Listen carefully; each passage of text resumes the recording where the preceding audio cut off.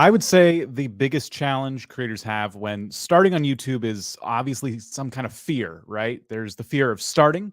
For a lot of people, it's the fear of getting on camera or just on mic if you're maybe a gaming channel and you're commentating. There's the fear of leaving your comfort zone, doing something you've just never done before. And then there's fears you may not know you even have until you start approaching content creation. So today, we're going to be discussing some tips on how you can get through some of these things, whether you're just starting out on YouTube or maybe you've been at it for a while and you're still kind of working on all of these steps. And first and foremost, we're going to bring in Mr. Rob Wilson to help us. How's it going? Hey, everybody. Good morning, good afternoon, good evening, wherever you are in the world. Looking forward to this conversation. And yeah, YouTube really is about facing your fears and just doing it anyway. Yes, it is. It took me several years to finally get somewhat comfortable and then many more to feel good about what I was making. I still don't feel good about what I'm making, but no? at least I try. Yeah. Oh, well, I'm sorry to hear that. Let's bring in today's guest of honor. It is Jade Dharmawangsa. How's it going? Hi. How's Hey. everybody? How are you? Thank you for being here. Thank you for having me.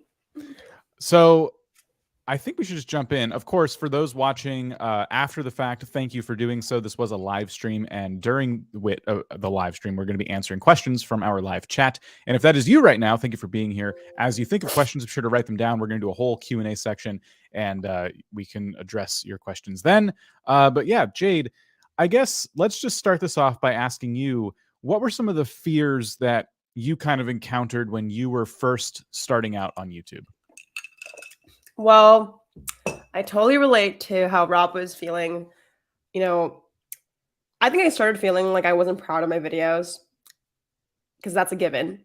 But even till today, like right now, I still don't feel very proud of my content. And I think that's very normal for YouTubers to always want to be 1% better, or, you know, it's just really vulnerable to be on camera every week and get feedback real time from people. But yeah, my first experience, I definitely was scared. I actually was so scared because I started when I was 9 years old on YouTube, and the first type of content I wanted to make was toy reviews. And I just didn't have a lot of money growing up to buy equipment and cameras, so I felt first insecure about like my gear, which I think is pretty normal. People are like, oh, it's the gear that's the issue. And then when I turned 15 or 16, I got my first Sony A7 camera, which is a nice camera, and I started to make like not really tech reviews, but just more like talking about videography because I got obsessed with the gear because I had gear. But then it became an issue where my computer wasn't really upgraded. Like I didn't have enough editing software that was nice enough. Like I was using like iMovie or some shit. And I was like, oh my gosh, like now it's the editing that's the issue. And then like it always continues. I would say right now, my main insecurity would be, you know, the fear of hate comments, just what people think about me. But that like whole journey made me stop and start YouTube quite a bit. Like I've stopped and started probably 5 times in the past like 10 years. I can feel that for sure. Prior to my time at vidIQ, I stopped and started. And what I would do is I would bounce around between Twitch and YouTube. I liked both of these things. And at the time, I felt like YouTube streaming wasn't quite there yet. So a platform change represented a content change. And every time I had to renew all of these fears about how it was approaching my content. So I can definitely relate to stopping and starting. Rob, what about you? When you were first starting out, like what were some of your biggest things that you were bumping up against? I guess, first of all, when you watch content on YouTube or any platform, you look at that content and you think, wow, that's pretty good. And I really want to make stuff similar to whoever creator inspires you. And then you soon realize that it's actually really hard making content and learning all of these skills. And so there's definitely that inferior complex or like imposter syndrome that, you know, why is your content worthy to be watched by anyone? But YouTube does a really good job of recommending content and at least giving your videos a chance to be seen wherever you are in your YouTube journey. And I think, as Jed said, that feeling always seems to be somewhat manifested in what you do, no matter whether you've made your first video or your 1,000th video. You're always looking for the next problem to fix, or issue that you think needs to be resolved. But then when you're like a year into it, 100 videos into it, you have to try and remind yourself that you've already overcome so many obstacles and hurdles, or you've learned so much that if you look at your content from 6 months ago, a year ago, you have actually made progress, whether it be technically, personality wise, and other video facets. But yeah, there's always that feeling there, no matter where you are in your journey. And I'm sure pretty much every creator, even the biggest ones, will admit to that to a certain extent. Yeah.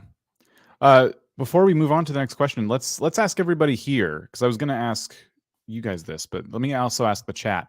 What are some fears that you guys are currently dealing with? And you don't need to write out a whole list. What's like the biggest thing that you find? If it's not a fear, if you're having trouble relating to that, what's a challenge that you're currently bumping up against? Let us know in chat.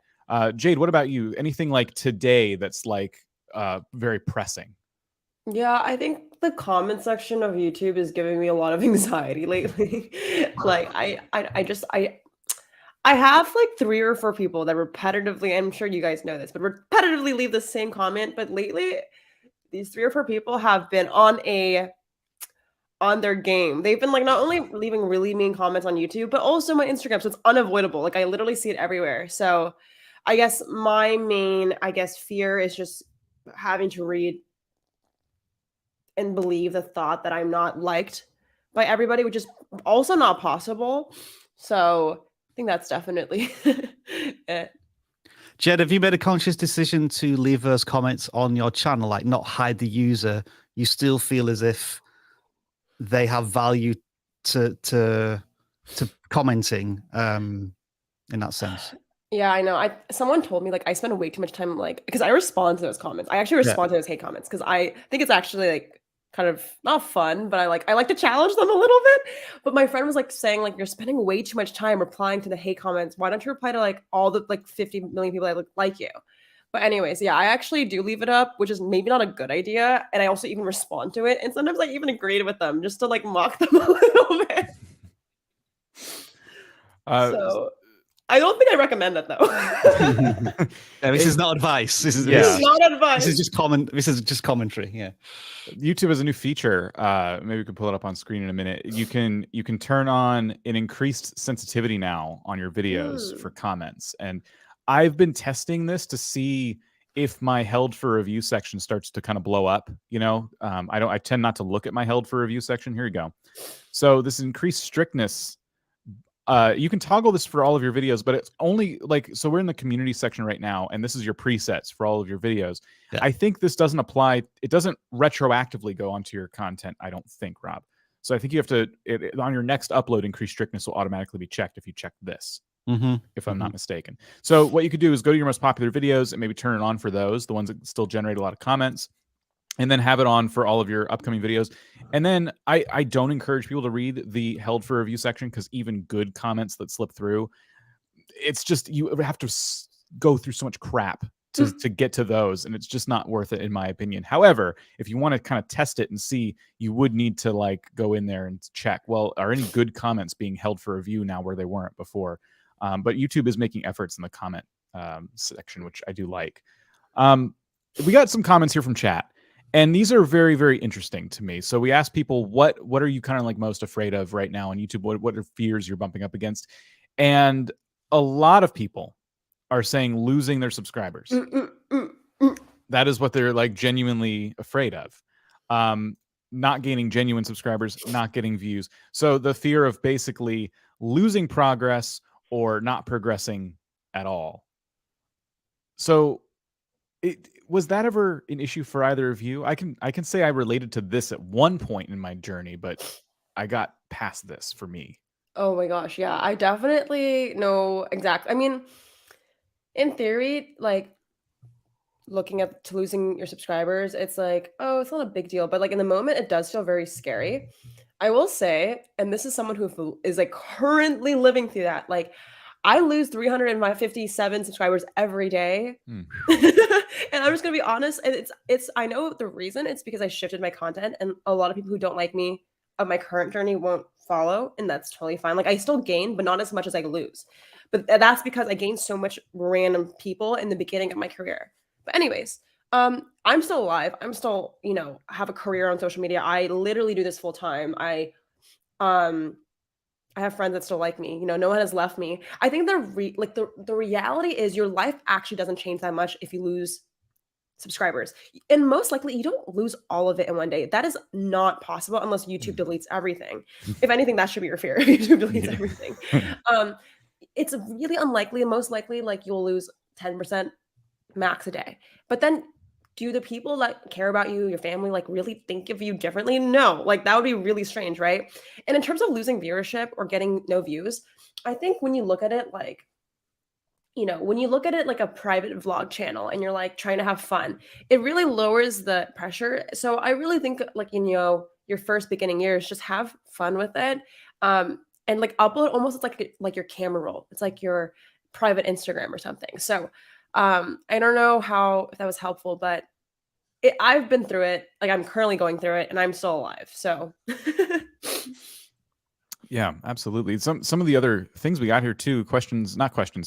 The biggest challenge is engaging new audience members, but input on thumbnails will help. We did audit this channel yesterday, so best of luck to you. I worry about my viewers. They're not willing to communicate if they like my content or not. I recently changed my content style. So this is an interesting one too. I made a change and I'm worried that people will keep their thoughts on that change to themselves. And then you're going to lack that feedback, which is interesting. Rob, how could they address that? I know it sounds obvious, but directly address your audience in your content. If you are making a concerted effort to change something, then I would be asking for audience feedback. If I was going to do it personally, what I would probably do is ask this towards the end of a video when I know the most satisfied viewers or the loyalist supporters of a channel are still watching, so that they can give me the feedback I need, as opposed to the casual viewer who, as Jade says, like in the moment you pivot, they're gone, they're moving on to something else, which is absolutely fine. A viewer is entitled to watch what they want to watch. But yeah, sometimes you do need to just ask your audience face to face directly to gauge the response to it. yeah, I agree with that. So I was looking, as you were answering that, I was looking to see if there were more questions, or not questions, different fears, challenges. A couple people said coming up with ideas. We did say challenges as well. My channel has 123 subscribers, trying to get 150, but my videos started off good, the first couple of videos. Now I'm struggling to get views. Only been on YouTube, was that a few weeks, maybe, is what they're saying there. But yeah, like struggling to come up with ideas, not necessarily a fear, but certainly can be a challenge. We do have a tool for this. We'll probably show it off here in a little while. But yes, that kind of comes down to like sitting down, doing some research. I'm surprised though. I had another question here because I thought for sure when I asked everybody, what's your fear? What's something you're afraid of? A lot of people would say getting on camera or getting in front of a microphone. Maybe so. I clearly underestimated. You guys are like fine with that. You're like, no, I'm good. I'm good. No stage fright here. Did you ever struggle with that, Jade? Like getting, when you were starting out, like just your on-camera presence? Yeah, I saw a comment that was saying like my biggest challenge is speaking English. Oh yeah. I think for me, I definitely had a thick accent, and although I don't even know if it was an accent, I was just literally 9 years old. Okay, so I had like an Indonesian accent, but also I was a child. Like I couldn't speak English very fluidly. But I wasn't. I don't think I was very paranoid, just because I was uploading YouTube content every single day, where I knew I was actually getting better minute by minute or every day. So I would say the way I would look at it is like this is an actual solvable problem. Like regardless, like if you keep uploading, you will get better. It's very solvable. So that's how I would kind of make peace with this. But yeah, it's definitely really hard, but consistency and uploading will solve it. It just will. Yeah, I did see this. I did mark this this comment as well. Struggling to speak English, and yeah, a lot of the stuff, like you said, Jade, is practice. It's definitely comes down to just you do it enough. Rob, we've talked about this before, but you and I have both been trying to work on like our on-camera presence, right? Like just trying to improve, not so much being afraid. I think I think we're doing okay. I don't know Really? You how. guys seem so engaging. I feel like you're great. Well, then you watch people like Ed, Film Booth, even your videos. Like Jade, you have like this. I don't know. It feels like you're in the room talking to the person on the other side of the table, right? And I don't. I look at my content. I don't feel like I have that yet. It's that level of authenticity and the genuine style where I think, Dan, I'm sure you'll agree with me in that I think we're good at what we do in that we can prepare and script something and deliver it quite effectively. But that's quite a difference from just almost as if you're pressing record and talking instinctively. Like I'm watching quite a bit of Vanessa Lau at the moment, and the way she just seems to just press records and like there's this stream of consciousness that comes out of her mouth, and it's like I wish I was able to do that because I know I have to do like 7 or 8 takes, and from the audience side, it probably looks seamless, but it certainly isn't for me. But like Jez said, I think you do have to come to peace with it to a certain extent and accept that you actually are quite good at this and you do want to improve, but just know that the audience who is watching right now already appreciates your content and they're only going to get a better experience as you gain more experience and do self-development in it, apply, take courses on Skillshare or like get a mentor or however you want to do it. You know what I will say for Rob and Dan, for what you guys are trying to strive for, you did not ask for advice, but it's just an idea. Go for it. I think what helped me get into like this flow of consciousness, because I know exactly what you're saying. It's kind of like, it is a skill, but I don't also think so because it's a skill to do it repetitively and consistently, but I think all of us are capable of ranting to a friend. Like when you think about it, when was the last time you ranted to your parent or friend or like a significant other? You are able to do it. You kind of have emotion towards, right? So I would say like, one thing that helped me get a lot more comfortable and more genuine is literally vlogging with other friends because the way I talk to a friend is a lot different than to a camera. And I do talk a million miles per hour, but that's in both cases. But yeah, I think it's like also something where it's like, if you're someone who doesn't really talk and ramble a lot, that might not be your presentation style. So I would maybe look into those moments because I do think it comes naturally for some people, but I also think it's like something where maybe you just have to figure out the format that makes you feel very comfortable and feels like you're really just talking to a friend at that point, right? I get hyper personal with my audience, like they know like my digestive issues, right? So I don't know, maybe that's just my comfort level on YouTube. I guess one of the other unique challenges you and I, Dan, have is that we have to go through the vidIQ filter in that we are representing a brand and a company. Right. And there's always that split second where you have to think, what am I saying? Is that appropriate? Or, I have to make sure that I'm representing not just myself, but everybody who works at vidIQ. But as I say, that's a very unique challenge for, I guess, channel managers or like people who are representing not their own individual channel and such. But you guys are doing such a great job. We're doing all right. We're doing all right. No, you're doing great. Thank you. I do think that every creator to some degree though should consider themselves like you're representing, even if it's just your solo channel. Like there's a certain level of, I want to say, professionalism you would bring to that, whatever that even people with like gaming channels and their whole shtick is to like swear a lot and be over the top and say outlandish things for a reaction. Like if that's your brand, I think as you grow as a creator, even that becomes like, siloed in a certain way. Like you approach that content differently than you would approach a conversation with a friend. So it's, yes, there's like the vidIQ filter, but I think every creator kind of goes through that. There's creators that have talked about this before, like in the gaming space, where they admit like I have to kind of put on a show and I'm not being fake, I'm just being me cranked up to 11, and that's kind of the same thing, except they have the freedom to say crazier things. I think at the same time as cranking up your personality to 11, you also have to crank up your audience's sensitivity and response to everything you do to 11. You have to appreciate that there are probably going to be outspoken minorities in your audience who say and treat and do things as you are talking to your audience. Yeah.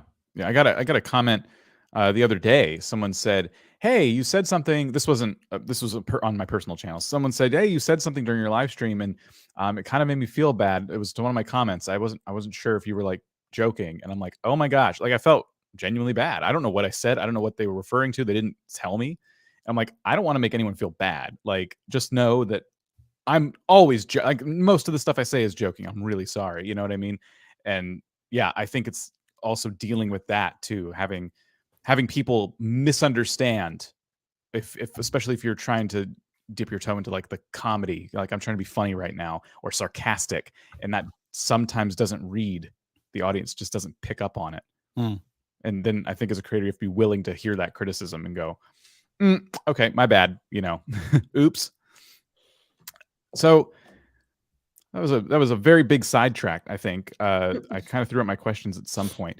Do we want to? It's about 20 minutes in. Do we want to start taking questions from the audience, or is there anything else we want to discuss first? I think we're ready. I'm ready. Okay. So before we do, here's how this works. We are excited to take your questions. So the way it works is put #question in front of your questions. I saw some of you already doing that, so we appreciate it. And that helps us pick your question out from the audience.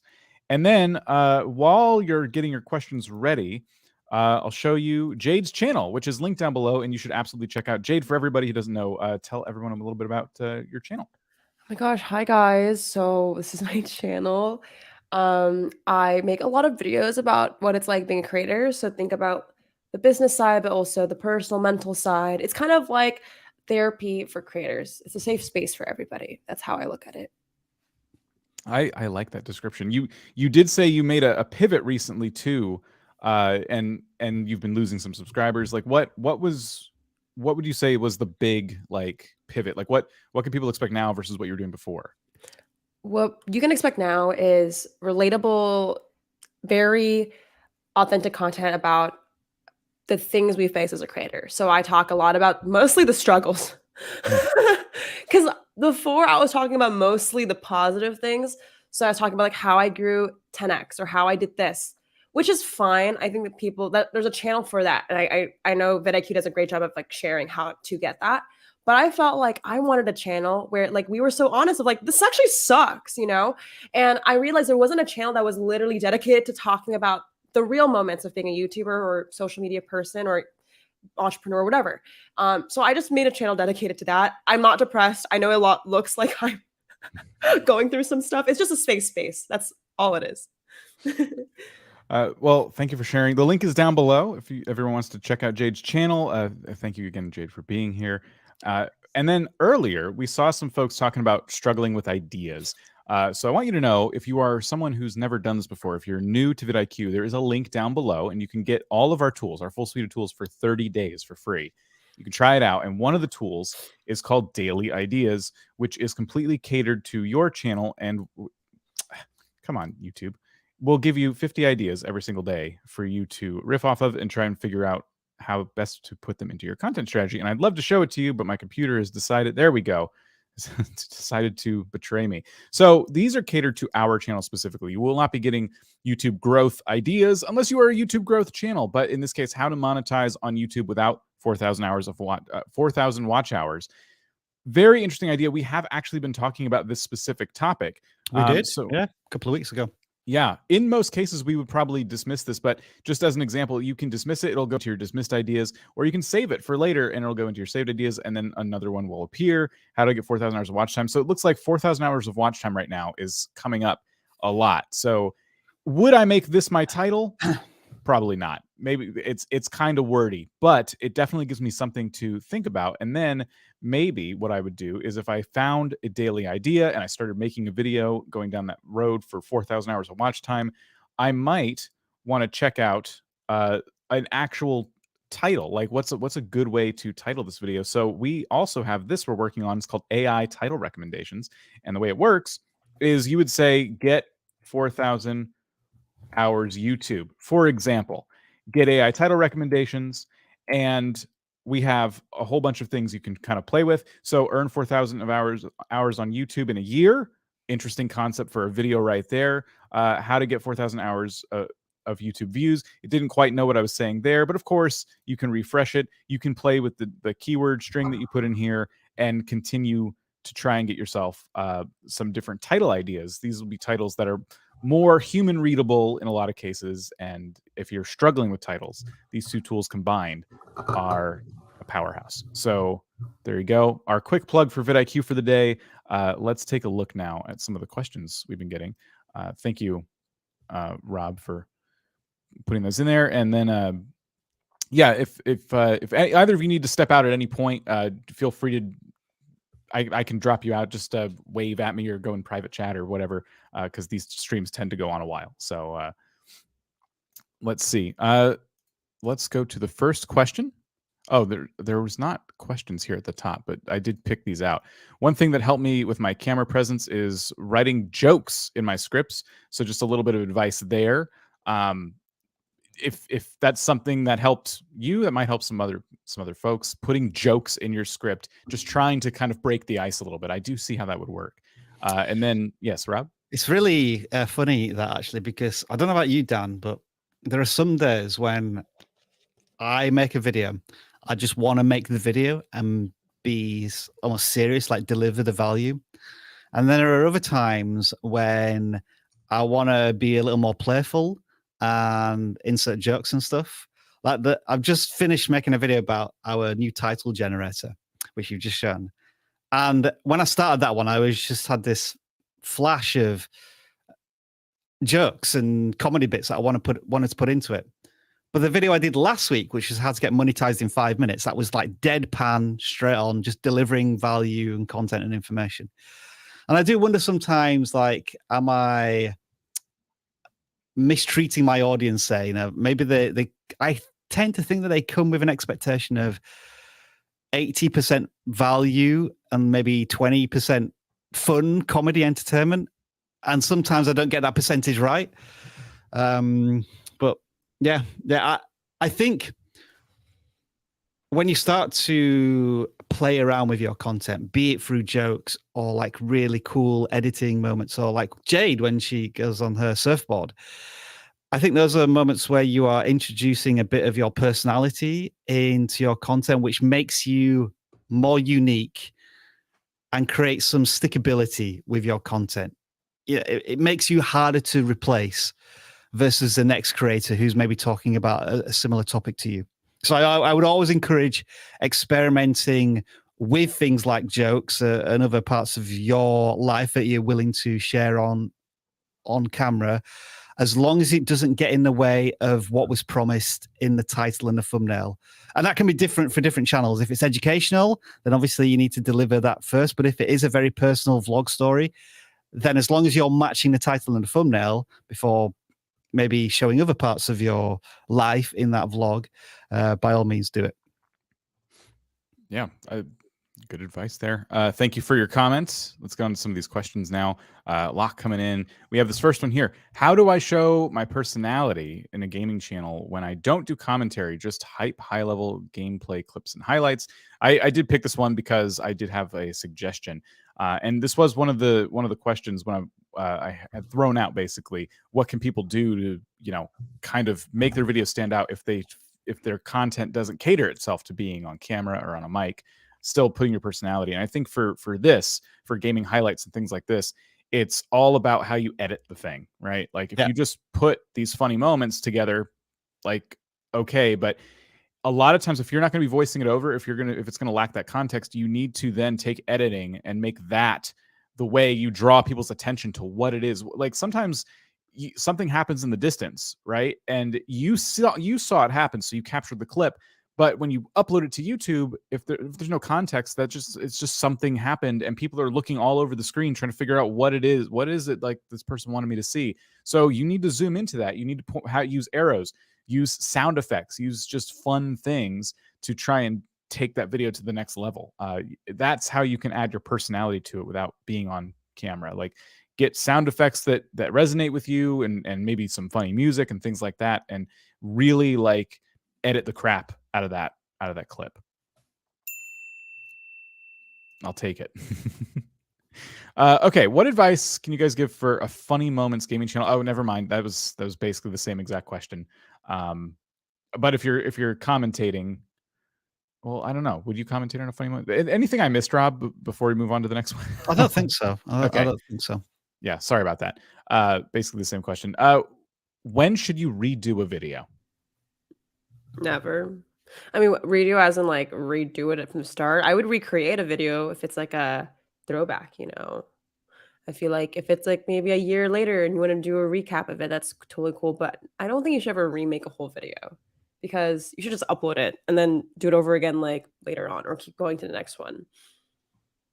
That's interesting because I know some people would maybe like make a video and then watch it and think, I hate this. I'm just going to scrap it and start all over again and never publish the video. I know Mr. Beast has done that. I was looking at Leron's tweets and he was talking about how he'd made a video and then he came back to it a few days later and he just decided that he didn't think the video was right. And so he just scrapped it and he's going to start again completely. But you, Jade, think that even if you're not fully satisfied with the final product, you should publish it and maybe put it down as a learning experience? Yeah, I mean, it depends what type of creator you are. Like, if you are just starting, it's just a slippery slope, I think, if you're just starting. I think you can get into a habit where you just don't upload again or you just like keep things unlisted. I know who I'm talking to. You guys exist because I used to be there. So I think if you're established and you know what you're doing, it's like an artistic thing. Yeah. Yeah. Redo it. But like if you're starting, I would be concerned because I think it could be an excuse to just, not go after and jump in fully and face your fear with YouTube, which we all had to do. I agree 100% with that. I think nothing beats experience, and having any feedback on something is better than none at all. Until, as you say, Jade, you've established your audience. You kind of have a known set benchmark for the quality and cadence of your content, where you can then start to make informed judgments about whether you think a video is going to be appropriate for your audience or not. All right. Hello, Kat. Hi. Yes. So I'm gaining around 10 subscribers a day. How can I do more? I have high engagement, but the progress is slow. How can I grow faster? I think a couple answers to this. This is a very general like YouTube question, so it's kind of hard for us to sit here and just answer it for you. We would say when you're asking questions, be a little more specific. We have a ton of videos on this very subject, so have at those. But also, this is also a game of patience. There's going to, if you want more subscribers, if you want to grow faster, a lot of times it is making more content, not just for the sake of having more videos on the channel, which certainly helps, but for literally practicing, And as you're making that content, try and look back at some of your old content and then figure out, how could I improve now? I'm a little bit better at editing. I'm a little bit better at thumbnails. How can I make sure the next one is a little bit better? You don't want to get into the habit of doing the same exact thing for 20, 30, 40, 50 videos in a row and not seeing any progress. If that's happening, you're doing something wrong. So that's the quickest advice we can give, without begging you to go watch the hundreds of videos we have on the very thousands of videos at this point. Yes. I would ask one more question. How many subs were you gaining 6 months ago? Like if it was 5 subs per video, well, then you've increased your momentum by 100%. And that momentum is going to continue to grow as you gain experience, as you become a better video content creator. As Dan said, sometimes you just got to have a little bit of patience and you will see the rewards as that patience pays off. I think this next one we're all going to have some fun with. Sorry, Jade, if you want to jump in on this. No, we're good. So I think this next one is going to be one that we go around the table and have some interesting feedback. Is it worth putting a ton of time into details of videos when you're small? I get really bogged down with details like tight edits, color grading, audio, etc. We'll start with Jade. So it depends on the channel you are building. Like if you're an editing channel and filmmaking channel, yeah, probably, right? But that is the only exception. Everything else I don't think matters. To a certain extent, I think you can do minimal things. Like things that don't take a lot of time is making sure you have a really nice composition, right? Like just setting up the camera. That usually takes like 30 minutes max, making sure your place looks cool, right? I think what I always have said is like you want to do both. Like I think there's so many channels that don't care about aesthetic, but you don't want to do the things that take a lot of time. Like there's this quote. It's like there's a diminishing return on certain things. Like the longer you spend on color grading, does it really get that much different for the viewer? Probably not, right? But the more you spend time on like composition or camera quality or tightening like some jump cuts, I think it's more visible. So I would just figure out like what are like the 3 main things that you want your channel to be and only do that and don't focus on the rest. Like that's what I did when I was in school and I didn't have time to do everything that I wanted. I just focused on 3 things.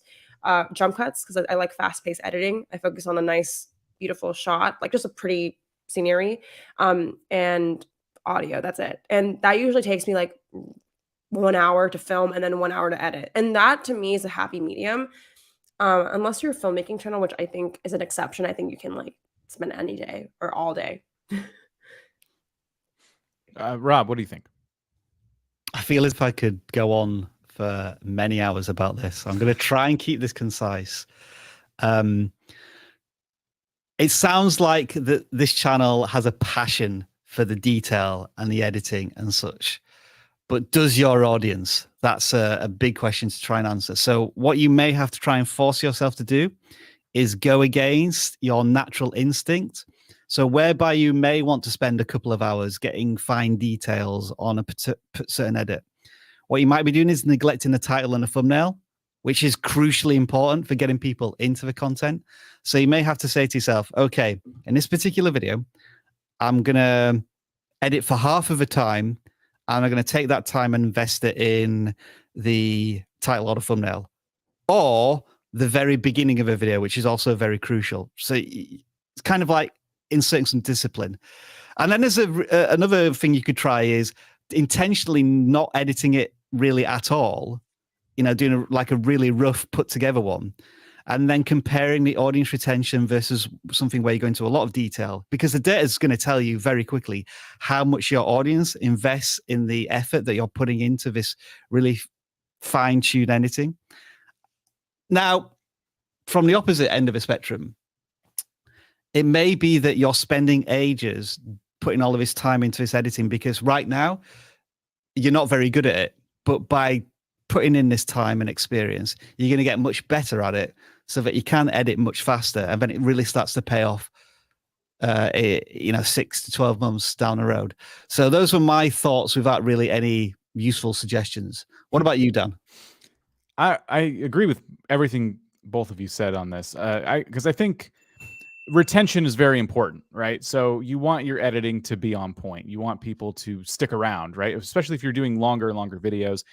Once your videos start pushing into like the 5 to 10 minute to 12 minute kind of range, it's just really important to tell a compelling story with no fluff, but then a lot of like, pattern interrupts, and you just want it to be like as engaging as possible. So you keep that retention up as high as possible. All that being said, if you're struggling, and you didn't say you were, but if you're struggling with getting people in the door in the first place, meaning if your views are low, then no, none of that matters, because the first thing you need to do is worry about your titles and your thumbnails, the pitch of your video. So it just kind of depends, I would say, on your goals. And the editing is important. Spend some time on that. But if you're spending a disproportionate amount of time on editing and no one's finding you, then it's a matter of reprioritizing and trying to get titles and thumbnails down. I would say, like, in terms of like A/B testing, editing a high quality video versus a more minimal edited video, if it's a small channel, you just won't get that real time feedback. You won't see a difference. It'll probably be the same viewership. So it's a matter of fact of like, is it fun for you? And if you want to, then just do it because it makes you happy. I always think, if it's fun, then do it. But yeah, I do agree. Viewership is important. The pitch of the video is important. If you really want to make one advice, an idea. If you really want to make high quality content, just make shorts, because then it's like 60 seconds, and then you do maybe have time to make it super fire, So try that instead of making a 10-minute film.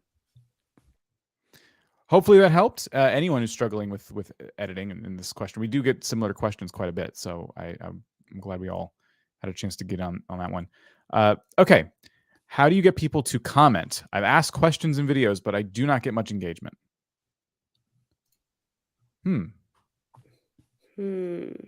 What kind of questions are you asking? That's the thing. Like, and people when are you asking them? Yeah, people like to talk about themselves. It's true. People Yeah, like to yeah. talk right. about themselves. So if you ask them a question that allows them to kind of tell a story, to like share something with you, I, you know, it's kind of like I always ask my audience what videos I should make next, and they never tell me. You know, it's well, that's about you. That's true. Yeah. I Ask don't people know. what city do they live in. Like, watch this, guys. Guys, comment what city you live in. We're gonna get influx. Let us know, what city do you live in, if you want to share that. So, sorry, Rob. No, I wasn't. I'm thinking. Okay. I'm preparing something, but carry on. I'm trying to find what I'm looking for.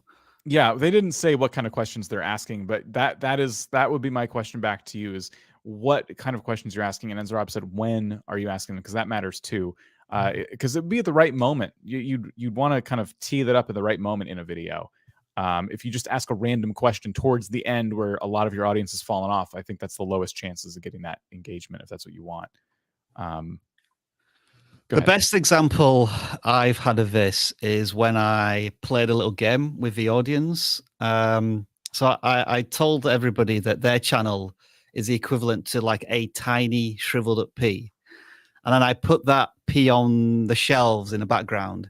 And then like 2 minutes later, I said, that pea is now moved somewhere else. Can you find where it is? And on that video, I just have hundreds of people telling me where the pea is on the shelf. And it was something so simple. And I didn't put any thought into it, but everybody's telling me where this pea is. And it's like, I was just playing a little game with everybody. And so smart. They got really engaged and involved in it. Look, these are all comments about where that pea was in this video. Hundreds, literally hundreds. So I'm not saying that you hide things in your videos and tell the audience to find them, but I guess engaging the audience directly with the content in some way, whether it be a question or like a little challenge that you have in the video. I think those are some of the most effective ways to engage the audience. Like Dan, you've seen it before in his live streams when I've said, hey, look, like we've only got 219 likes, 222 likes here, and yet there's 262 people watching. Mm-hmm. Come on, you 40 people, you scumbags who haven't clicked the thumbs up button. Do it now, right now. And I guarantee you in like 3 minutes, we'll have like 20, 30 more likes because they'll just do what I tell them. Because they trust me. Yeah, the scumbags trust you. Wow. Yeah, calling your fans douchebags and stuff really helps too. Yeah, yes, douchebags. Look, come on, cretins. What's going on here? Yeah, what's going on, guys? Chumps. You'll never get any subscribers if you don't like this. Wow. Okay, well, pressure's on now. Come on, it needs to go up. I apologize for Rob's behavior, everybody. Yeah, that certainly didn't go through the vidIQ filter, did it? No. All these idiots, all these idiots who are watching us right now. Wow. I'm not sure that's going through your own filter. I don't know what happened. Oh my gosh. Okay. Look, it just jumped up 15 likes. Solved. Yeah, there's a solution. Okay. That was a disaster. I apologize, everybody. Let's go on to the next question. What do you do if you feel like you gave good quality content to your viewer, but the result is not what you expected? How do you drive forward knowing a lot of time? You basically, they're putting aside a lot of time every day to make high quality content and they're not getting the results they're expecting. What do you do about that? The key to happiness in life is no expectation. Basically, I guess what I mean is, what if you just made the content and like had no expectation and try that for like a week? I think it'd really help. I struggle with this a lot. This is a very relatable, concerning question. I think for me, I have an issue checking viewership every 48 hours. You know, I'm a vidIQ stan. Like I refresh the data and I like to look, but you know, that's actually not healthy. Too much of that is unhealthy. Looking at your viewership every minute, go outside, go on a walk or something. So my thing is I don't look at the analytics till 48 hours later. I don't know if that's what you're supposed to do, but that helps my mental health. So try that. Don't look at anything, at least for a little bit after, and do not daily check it. Like you're gonna, or at least hourly check it. That's gonna freak you out.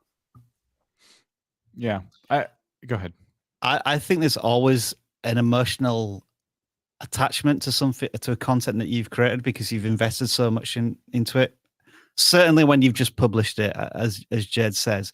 So your subjective opinion of the quality of it can be blinkered by how much time you spent on it. And it's essentially always you and your opinion versus everybody who watches it. So what I may also recommend is that maybe 2 or 3 months after you've made the video, watch it again, and you can watch it with a more critical eye and say, well, actually, I could have tweaked this, or that could have been a little bit better, maybe because you've gained more experience and whatnot. And you'll learn through that process as well, because I think everybody wants their content to do well, and everybody thinks they've done a good job, especially for pressing publish most of the time. But is that really the case? And again, I think we're all, what's the word? We're all kind of prisoners to this. We're all slaves to this thought that we make really good content until other people watch it. Yeah. I did check out the channel in the background. It is an animation channel tailored to kids. They got videos that have hundreds of thousands of views, and they got videos that have tens of views. Okay. So it's a pretty wide range they're kind of working with. And so it does kind of come down to taking a step back and looking at the videos that got all those views and continue to get them today, and then go, okay, what was it about this video? And you're looking at your retention, you're just looking at the data. And one thing, and we're not doing channel audits right now, but one thing I noticed is a lot of your most popular videos that I thought I pulled up are very recognizable kids songs. So all of these titles here are very recognizable, and they hundreds of thousands of views, but your newest videos seem a little more, I guess they're not as recognizable. You know what I mean? Like the Little Mouse Mix, like things like that. That's just one thing I'm picking up on. Yeah. So I don't know. I thought it was interesting as we started answering. I just kind of got curious and pulled up the channel and wanted to point that out. So it might be the not necessarily the quality of the video content itself, but the quality of the pitch to the audience. And also, I'm guessing these are going to be YouTube Kids views. I guess so I'm wondering if some of these videos haven't fallen into that bucket for whatever reason. Yeah, and if I would assume you're categorizing your videos as for kids. Which is good to do in that case, especially if they are, but also go on the kids app and look for them. Make sure they're appearing, because you can categorize them as for kids. That doesn't mean they're going to go there. You actually should check and make sure that that's happening. And then if it's not, do some research as to why that might be. All right, cool. Interesting channel. Best of luck to you. Let's see. We got another one here. I sometimes can't upload for like 3 months straight because of school. How can I retain my subscribers during this period? I would just make shorts. When I was in school, shorts wasn't a thing, but that's what I would do today. You can make a short a week, I promise you, and it looks consistent. I also will say that's okay. Like you can stop and start, and you can. I stopped and started, and I now do this full time, so it's okay if things get busy. You can just tell your audience, hey, I'm piecing out for a bit, but try shorts. So that should help a lot with frequency and upload, and just do it on the weekend. Yeah, definitely. I think, especially with school, you can set aside some time, whether it's for a short, let's say you post 5 days a week during the summer, and then you have to dramatically scale back. Like, just make sure you set aside time for that weekly upload, just like you would if you have an extracurricular activity. That's going to be on a schedule. You have to show up at a certain time to do that. And that's what it takes to do YouTube. You have to show up, you have to do it. So set a schedule for yourself, actually like plan it out and talk with your family and or friends, whoever would be involved in that, and say like, I'm sorry, but on Tuesdays at 6 o'clock, like this is what I'm going to do now. Like I'm going to spend 3 hours working on this at Tuesdays at 6 o'clock. As an example. Use your early releases, use your spring breaks and December breaks, those are also great times to keep uploading. Best of luck. What's your guys' advice on timestamp trolls, aka people who post timestamps to get others to skip ahead on your video, especially when you have a clickbaity title?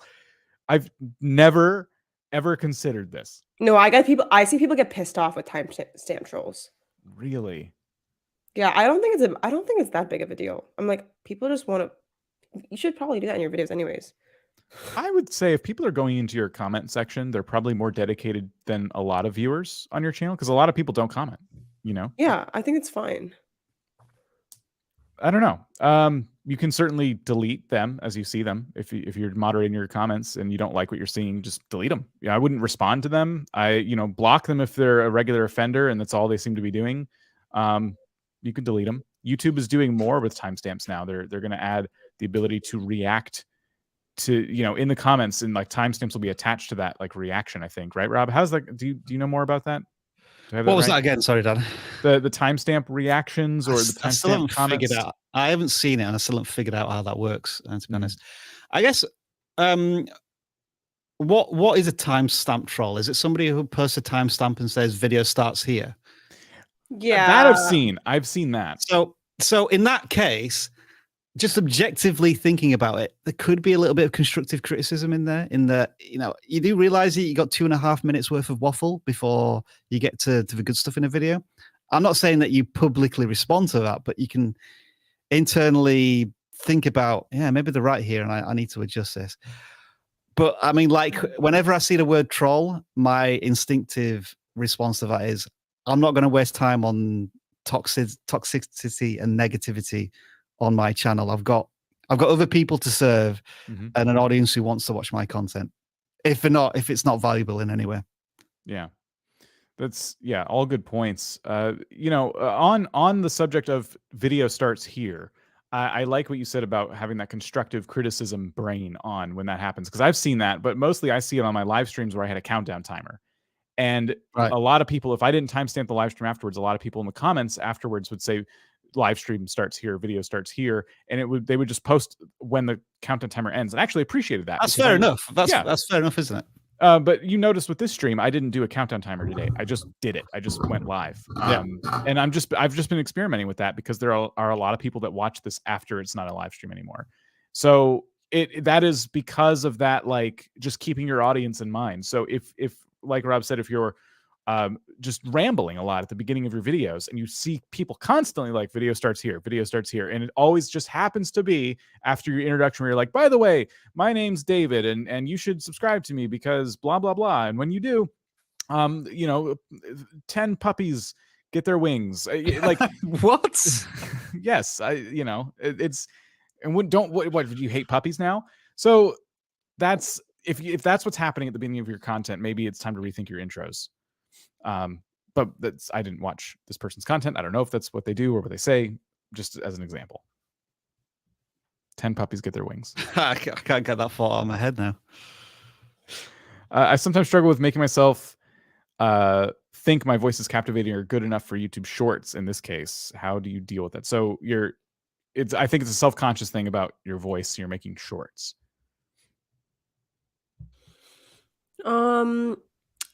So what I would do is shorts, the key is like speed and getting your thoughts pointed across, right? So for my TikToks and shorts, what I do is I script it and I have to get it into a 60-second time frame. If I don't, I just need to talk faster. So something that could help is this is a practice thing, I think. If you feel like you can't speak in captivating amounts, it's not about like you're not captivating. It's like you're not putting your point across fast enough. Maybe suggesting, so I would try that. Try to script it. Try to see if you can just like challenge yourself and get it into like a 60-second time frame. It could be kind of a fun little personal challenge. But yeah, I think scripting helps because then you kind of see like what idea do I need to really put out across first, and how fast can I talk to fit it all in. I would say keep doing it. Sorry. It feels like if you have to dial yourself up to 11 for YouTube videos, you have to dial yourself up to 15 for shorts. That's fair. Yeah. And I just keep doing it. Try not to worry about, a lot of people hate the sound of their own voice, right? Like try not to, just don't worry about that. Like you're a YouTuber now. You're going to hear your own voice when you're editing. Just get used to it, and plow through all of that. Like you have enough challenges ahead of you than the self-conscious stuff that every human kind of deals with. So it's just practice. It's just repetition. But hopefully that helped. We'll move on to the next question here. Is it a negative thing when a video gains popularity when you have a meager amount of content to provide? I had a video gain traction a month ago with only about 10 videos on the channel. I've posted 19 videos now. I don't know why it would ever be a negative thing for a video to gain popularity, even if it's a little older. That's actually something that's very typical that happens on YouTube. I guess the exception might be if that video doesn't represent your current content and is not your intended target audience right now. You know, some random video that you made that goes viral, and then everybody's entering your channel through that video and then seeing totally unrelated stuff. That might be a problem. But I'd say in most cases, this is a good sign, and you should think about how you could leverage the popularity of that video in future content, be it covering more of that topic, slightly pivoting towards that direction, and so on and so forth. Mm-hmm. I think I relate to this on some level because I've been playing with yet another channel, and I don't have a lot of videos on it because I'm doing a lot of things. I really don't have time for it, but I wanted to try it. So there's only a couple videos on it, and one of them is starting to do pretty well, relatively speaking. And I'm like, okay, cool. It stinks because the catalog of videos is very small. So that means it's hard for YouTube to find a lot. If this person seems to really like my content, it's hard because there's not a lot of videos to give people yet. It's just a small channel. So the solution to that is to find time to make more videos. I mean, if that's kind of that's what I was wondering if they were talking about. Like, I don't really have a lot of videos and stuff starting to move. You know, maybe they're afraid they don't have time to make more right now or as quick as they would like to. But yeah, it's kind of the easiest answer is to, you know, keep uploading if I'm right, if that's like what you're dealing with. Okay, Rob, I picked this one for you. You might have played with this before. Is there a way to exclude shorts video data from my general analytics as it screws up my average watch time, etc.? Groups? That's a good question. Groups. Yeah, but I guess you'd have to add every single video to that group that's not in a short, which is a bit clunky. Mm-hmm. And obviously on the main analytics page, I think it's still going to include the shorts data. So I don't think there's a clean way of doing this right now. It's probably the best place to go is traffic sources and just filter everything in that isn't shorts. But yeah, I guess that's a good question, and one that YouTube still need to address to a certain extent.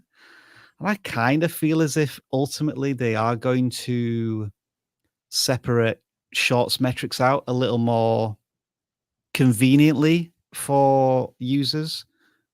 Because I imagine this is a very common complaint or suggestion that's coming up.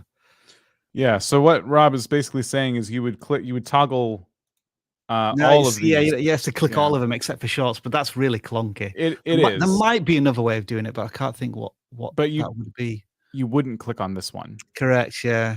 So that is, yeah. Okay. I'm glad I brought that up then. That's interesting. Now, I was going to say, as a word of encouragement here, YouTube has been doing more to separate shorts on the front end. Yeah. So when people visit your channel on mobile now, there are buttons at the top. So if you do live streams and shorts and stuff, they'll appear, and then people can click shorts and only your shorts appear for them. And people can click live and only your live streams appear for them. So that filtering exists on the front end. And I think that's kind of a nod to the fact that YouTube knows these are different things. And on the back end, actually, we already have on desktop toggles for live streams and posts and stories. So I predict that up here at the top, we will eventually get shorts as well. But it's not here yet. And so my shorts and everyone's shorts are lumped into the content itself. And if you put thumbnails in your shorts, it's really hard to pick them out. You know, it's it's hard to visually see, wait a minute, which one of these was a short again? So I'm hoping that they do this because I like that live streams are separated. So I hope that becomes a thing. You are right to a certain degree, but they've never separated out live stream data from channel analytics. You're right. The data, the live stream data has always gotten entangled in the rest of the analytics. And then on the front end too, or not the front end, on YouTube Studio app, we have a shorts toggle already. The tabs I was just showing, that exists in the Studio app. So my shorts on Studio are separated into their own category. So yeah, hopefully this comes to analytics, but I think it's a slow moving train. I don't know if that's going to happen this year, but we're just predicting things now. Okay. How do you, it's another gaming question. Okay. So I'm getting like a lot of gaming questions today. And I'm trying not to do too many in a row.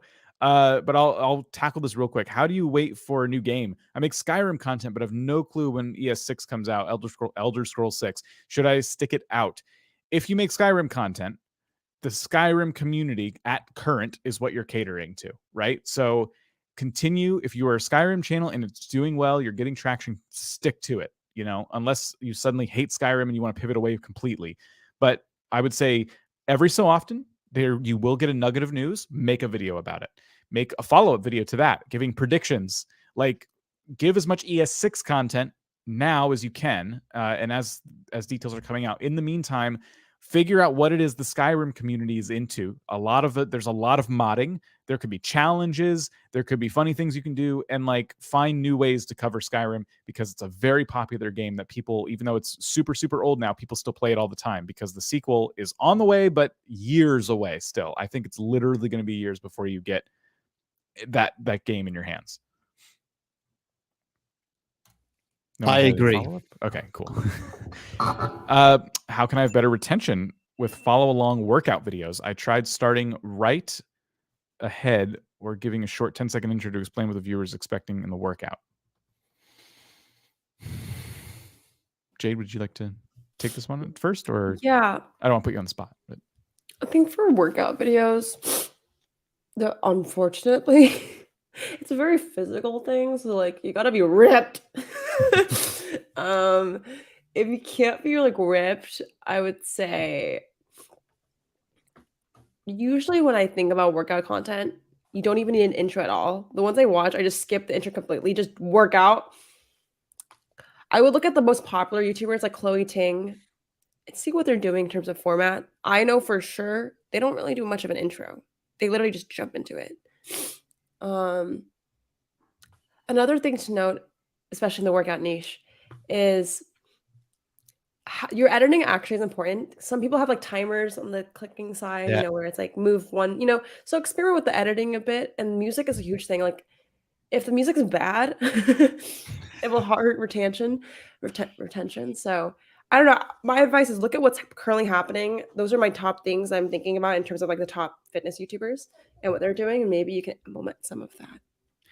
Imagine what a viewer is doing when they start the workout video. They probably press play and then they put their phone on a table or something. So they don't have any control over the device that's playing back to them. So they can't skip forward, skip back.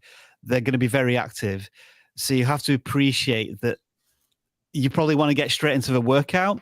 And as Jade said, have these visual cues and these timings to keep the flow of a video in sync with what the viewers are likely doing. I will say the fitness niche is very saturated right now. So I reread the question wrong. I said that you mentioned you've tried starting ahead. So I would say if you already tried that, it's really saturated. There's a lot of people working out. So figure out something cool and different, a cool location, a very cool specific target audience, for an age demographic, a different language, or try shorts. That's always my next advice. Try making it shorter. All right. Best of luck. Let's see. I really want to scale my social media platforms to make this a full-time job. What's the quickest way to do this? Shorts, TikTok. I was going to jump in there before Jed. Shorts, TikTok, shorts. My answer is just shorts and TikTok. Oh my gosh. But yeah, for real, I think shorts or TikTok. But also, there's no way to make something really long-lasting and a long-term brand a short process. That sounds like a gimmick to me. I would reframe the question and say because what you're really asking is how can I build something long-term short? That usually never works out. Usually it fails really quickly. So what I would say is, how can I build a sustainable process for me so I can hit the viewership where it does get full time. So like, you know, maybe that's shorts because it's easier to make and more quantity, or is maybe it's a stricter schedule. Maybe it's asking for more advice from vidIQ. So I would reframe it that way. Yeah, great take. So we'll go on to our next question here. I have nothing to add to that.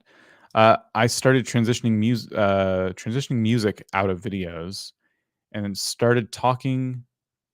I saw my subscriber count slow down. Should I shut up and put the music back in?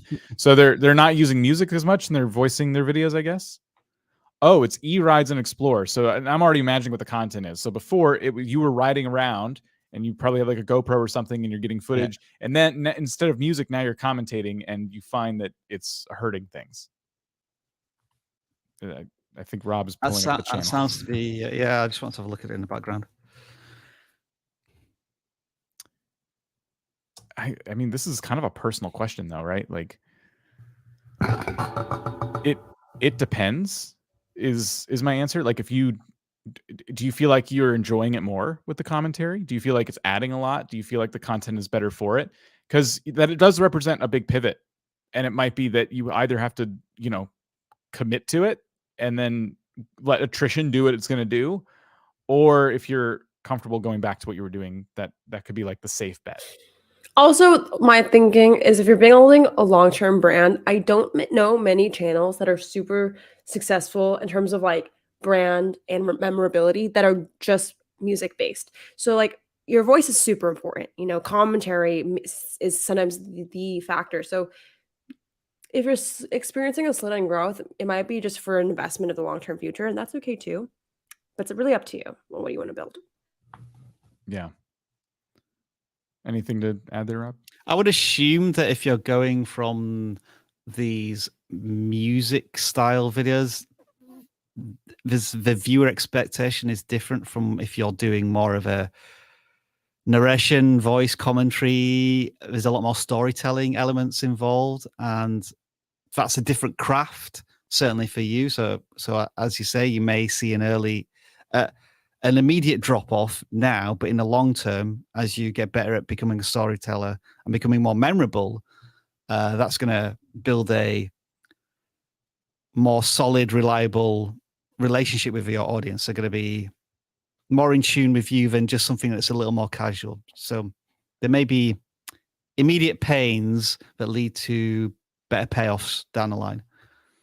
I could see a situation where let's say they're doing a lot of visual content. So that's what the music is for, right? It's just kind of like a visually stimulating kind of thing.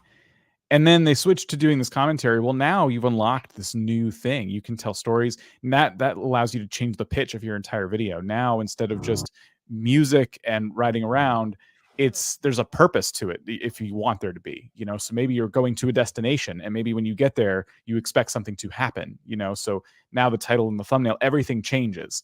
So you have the ability to pitch this to an entirely new audience, depending on if you want to incorporate that kind of storytelling. I'm just imagining a vlog channel, but the twist is that you're always riding around in some kind of motorized vehicle. And that's kind of the draw. Like you're also talking about, oh, we're riding on this today and it's super cool because of this. And I'm going to go down to, you know, the corner store and pick up a candy bar. And you know what I mean? Like it's just a lot different. I think it presents a whole different way you can approach content. So like Jade said, it kind of depends on what you want to build. But in my imagination, just kind of running wild with it. We'll go on to our next question here. I try to improve my thumbnails with every video, but I'm getting less views and a lower click-through rate. What do I do? I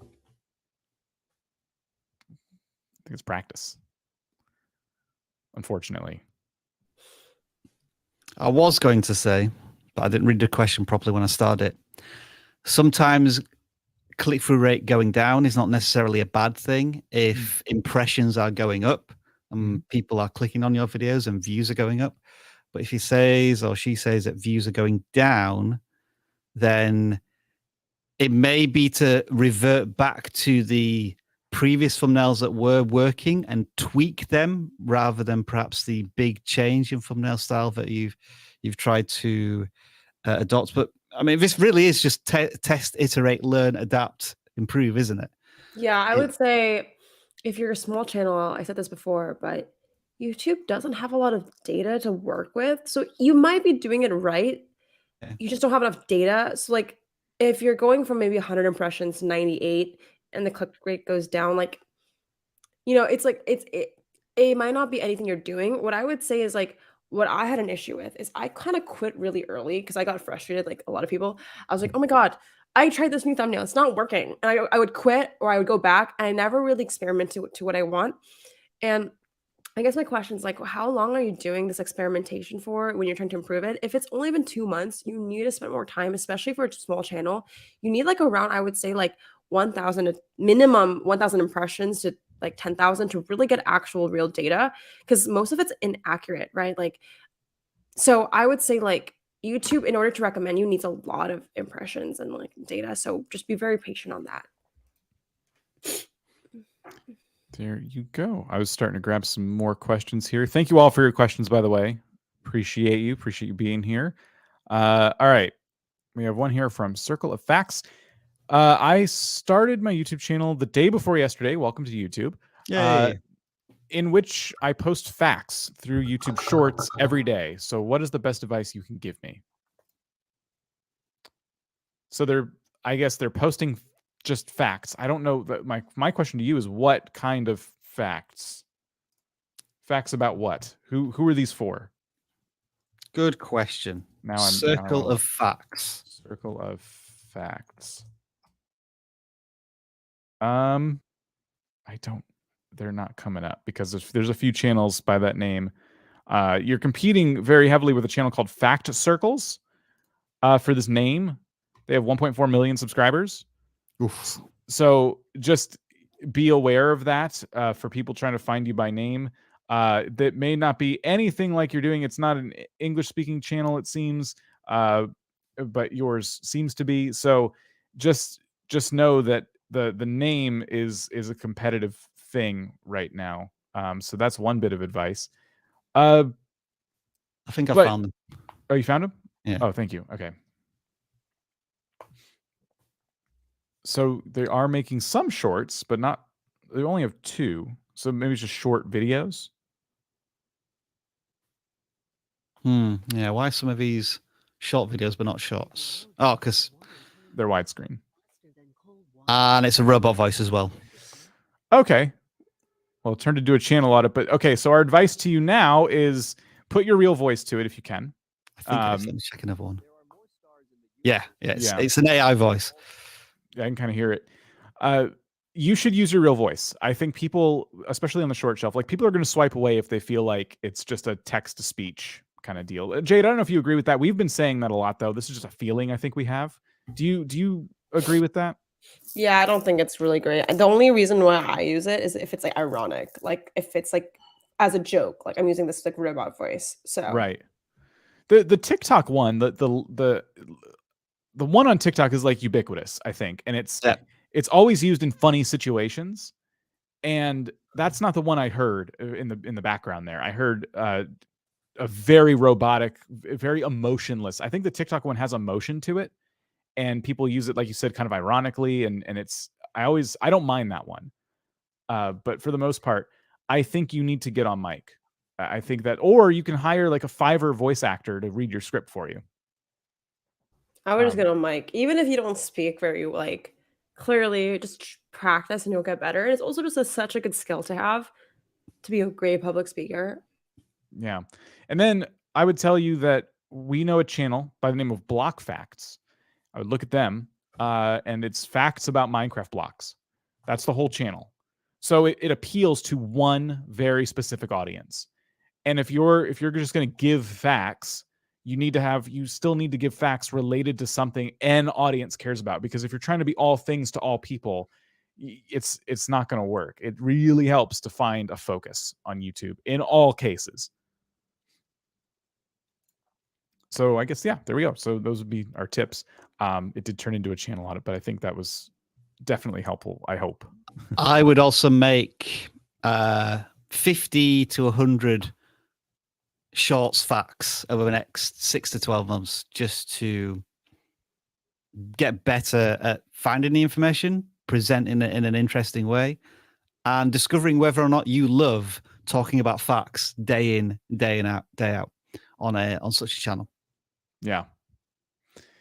That's what it's going to take too. Lots of content. If you look at Block Facts, it was daily. It was like daily uploads there for a while. Okay.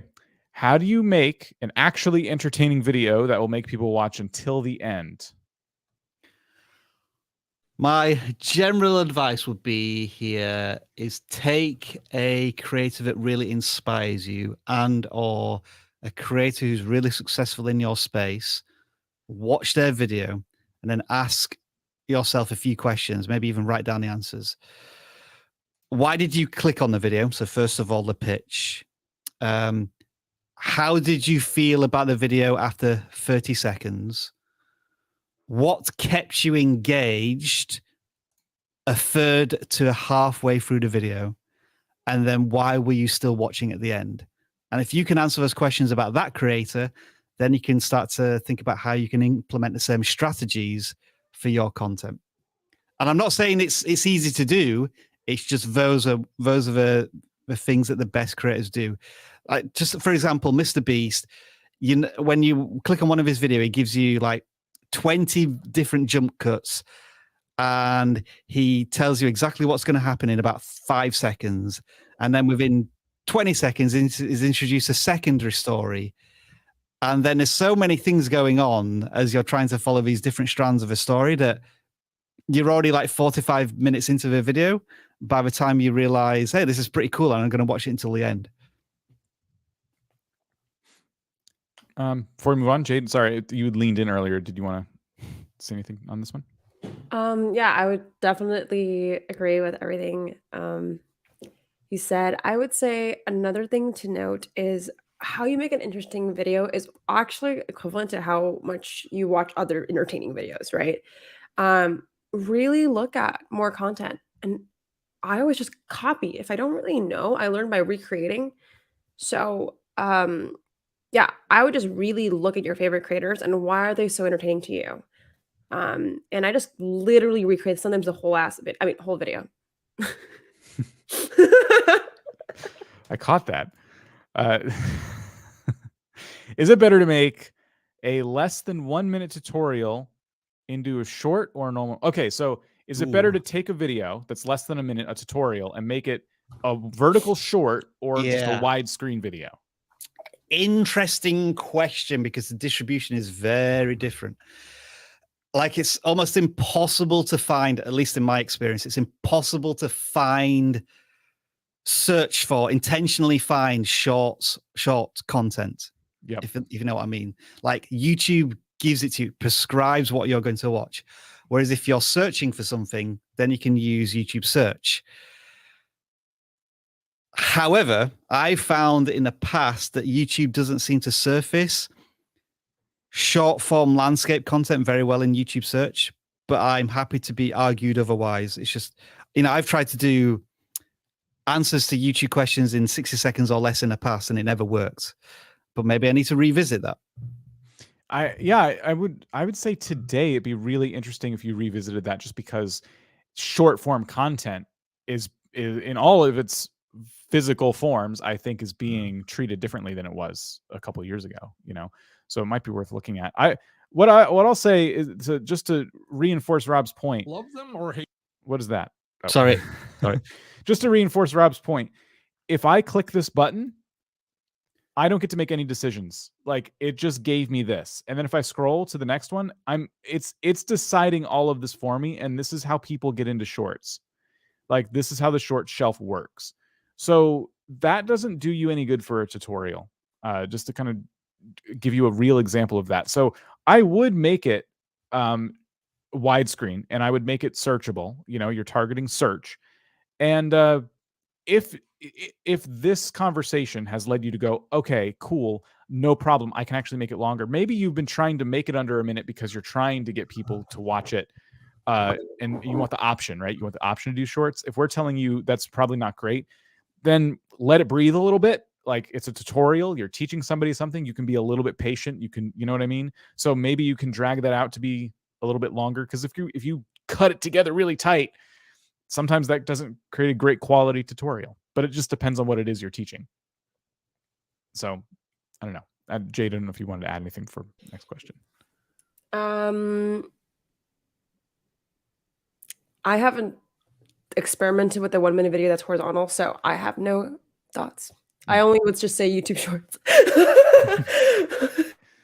Yeah, I've definitely experimented with widescreen 30-second, 10-second videos that don't go in the short shelf, and they do great in browse, like for like my regular viewers, and then they spread to new people, which is awesome. But I've not really tested a lot of tutorials that are like under a minute.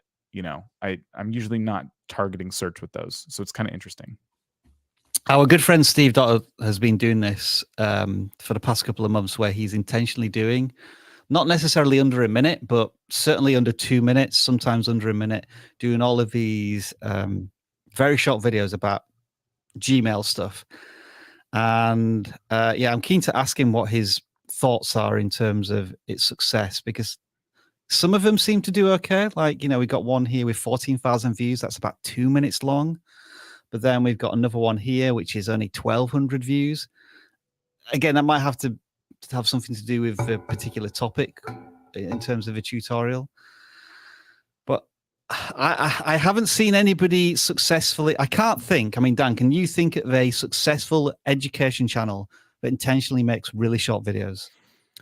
Like super short. I can't think of one off the top of my head. Yeah, I do. Go on. It's my friend. It's not like educational. Like, he does like current events. Like, he talks about a lot about Ukraine.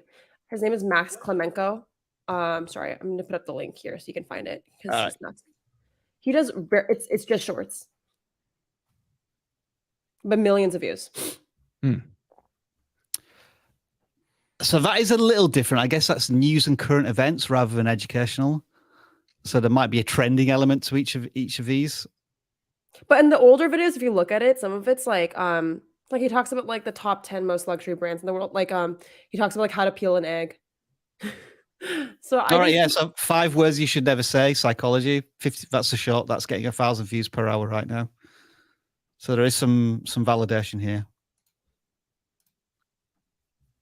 So I think it could work. It's like not too many people do it, but he's so successful at it. So I think you should try. Interesting. All right. Well, thank you for your question. And Jade, sorry, how much more time do you have? I have to go like in 2 minutes. 2 minutes. Okay, cool. One more question then. For Jade, we'll still be here, Rob and I, so you can keep asking your questions. Rob's just grabbed a whole bunch of your. No, sorry, I'm on the regular chat. I thought you were grabbing questions. Well, just like, how'd you get so section. many questions? All right. Okay, so Social Oris asks, I want to find an editor, but sorry, I want to find an editor. Will it be hurtful in the future for a small channel like mine, 19 subscribers, having a partner in a channel, having a partner in it? So basically, like a partner manager, like an MCN type thing, like people that take equity in your channel. I think it depends on the terms, you know, like for example, I don't know if I'm allowed to talk about this brand, but there's this other company that splits revenue for you, and you get to choose how much you give the editor. So 10%, 5% equity, whatever AdSense. Normally when you're small, right, like you have not that many subscribers, so the equity might be higher. You might have to like do 30, 70. So it depends on the terms you write. Like you could just set it, like if you're doing this on your own terms, you could be like, okay, I'm gonna give you 30%, but once we hit this amount, you're gonna get 20%, you know? So you can always do that. But yeah, I think it is hurtful if you set the terms too high and you don't make it flexible. A lot of people get regrets when they sign up for management that's like 3 years long and they take out equity. That's a lot for the channel growth. So this is a very hard question. I can't really answer all of it, but yeah, I think you can set the terms to make it make sense for you. And I'm always a believer of outsource as soon as you can. Like finding an editor is always a good thing. So just find a way that makes it work. Another thing you can try is working with a friend. Usually they're a bit more flexible, right, than a stranger. So yeah. Yeah. What I wanted to say to this is, I think the least complicated way to approach this when you're starting out is to go on like a freelance site like Fiverr, Upwork, and put out an ad and like I'm looking for an editor for my YouTube channel or whatever it is, and work with people that way, so they don't have like their hands in your YouTube channel.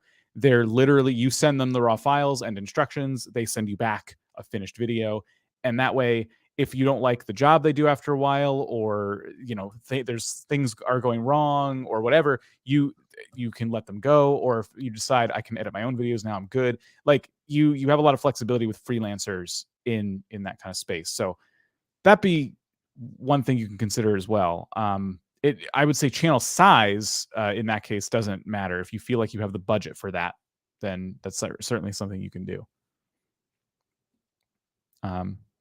Cool. Jade, I want to pull up your channel real quick. Give you a chance to say a goodbye to everybody. I had your channel and then we opened so many tabs that I have to pull it up again. Here we go. Yeah, my name is Jade. Find me at Jade Dharma Wangza. You can spell it right here. I have a long last name, so screenshot it if you have to. And if you're looking for some advice on mental health as a creator or the business side, making Mooney, hit me up, subscribe, or you can DM me. All right, Jade, thank you so much as always for joining us. Appreciate Yeah, it. thanks for coming on, Jed. Bye, guys. All right, we will keep taking your questions here. Thank you so much, everybody, for hanging out with us. All right, how would I go about increasing my visibility on the platform as a newcomer with almost no social media presence? Make content. I know that sounds stupid and obvious, but let's start increasing your visibility. And the best way to do that is to make videos that are being pushed out there by YouTube and giving you impressions and then data in terms of click-through. I mean, I hate to repeat ourselves, but there is no fast, quick hack to this unless you pay for it. Legitimately, you pay for ads, and we never ever recommend you do that. Or you're very, very good at what you do, and organically that reach grows very quickly. Yep. I picked this question. I had something I was going to say too that was a little bit, we didn't cover it earlier, but I can't remember. I picked it so long ago now. Yeah, but basically you want to learn who your audience is. So that's going to take time. That's going to take some research on your part. And if you can start making content for a specific audience, now it's a lot easier because you're not trying to increase your visibility to every person in the world. You're trying to be visible to a subset of people who are interested in a certain thing, ideally the thing that you are also very interested in. So best of luck there. Okay, hashtag question here. Should I use my own unique hashtags? Are personal hashtags necessary because I already have playlists? Question mark. So they're talking about the hashtags you can put under your videos. We have good news for you. These are of little consequence. Wow, Dan with a sweeping statement there. Maybe hashtags will be more valuable at some point. I think in shorts, it's probably worth having trending or popular hashtags just in case people are looking at those landing pages and pivot tables and they see your video attached as a hashtag. But in terms of your own unique hashtags, I struggle to believe that many people are going to discover your content through that custom hashtag unless you're a very large channel and you've been using a very unique hashtag identifier in some way for a long time. There you go. But I would reserve my opinions to YouTube only, where I think just YouTube wasn't built with hashtags in mind to begin with, and they've been trying to incorporate them ever since. And I'm yet to see an example of hashtags being really effective for channels. They'll bring in a certain number of views, but usually quite a small percentage. Yeah. So there you go. Hashtags. Sorry, I was looking at questions here and just grabbing some new ones. And we have one here. Could shorts affect the results of a long video in a negative way because all of the statistics are mixed up? Thanks. No. Not in terms of just statistics being mixed up. It doesn't work like that. Just because all of a sudden you're getting an audience retention of 15 seconds versus 3 minutes from a longer video. YouTube doesn't arbitrarily look at the numbers in that sense. There's many different signals that go into it, and it's treating the videos more on an individual basis.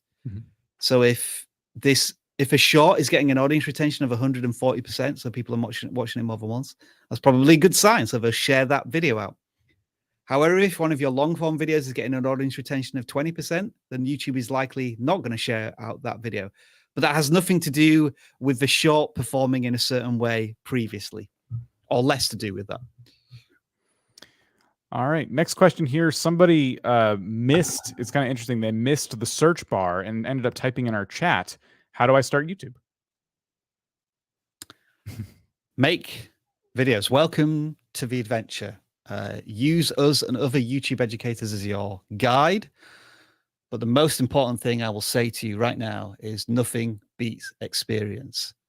Whatever part of the process it is, making thumbnails, presenting in front of camera, optimizing your descriptions, figuring out how to create an end screen that directs your viewer from one place to another. Just get your hands YouTube dirty, so to speak, and press record and then press publish. Good luck to you. My cheeky answer was because if you do type that into the YouTube search bar, there are videos that actually walk you through the steps to physically start a YouTube channel. And then there are plenty of also, like Rob's just gave you a sample of, more motivational videos in that style of, like, you know, make videos, gain experience, and so on and so forth. So it kind of depends on which angle you're coming at this. But yeah, if you were to just search for how to start a YouTube channel, these would be some of the results. Boom, right there. And if you're a gaming channel, boom, right there as well. Yes. So best of luck. In fact, watch this one. If you were starting a YouTube channel today, yeah, I'll look at you seriously and tell you what to do. In 10 minutes too. So a longer answer than what you gave just now. Yeah. Video put out today. Low impressions, high click-through rate. Will it get pushed out more? Oh, this is a really interesting question, actually, because I'm trying to figure out how important impressions are in the success of a video. Because I've had some recent examples where videos have gone out with tons more impressions over the first 24 hours as another video that we pushed out on the channel. And that can really impact click-through rate. So what my guess is here is that the video that you've released perhaps is maybe a little off topic to what you usually do, or generally less interest on YouTube. So YouTube is not quite sure which viewers to share this with. So that's maybe why the impressions are lower. But if the click-through rate is high, that's one positive signal. But it also has to come in conjunction with high audience retention or high watch time. That would be another positive signal. And then also, just from a much broader perspective, are there enough viewers on YouTube that may find that content interesting that YouTube could then start to share that video out with?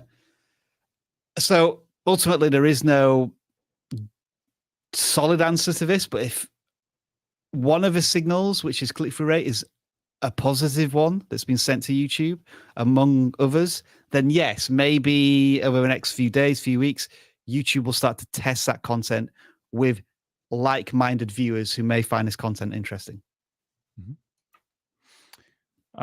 So just picking out some questions here. There are a lot of questions coming in right now that are some version of how do I get more views? And they're not literally asking that, but they're just trying to ask that in a more complex way.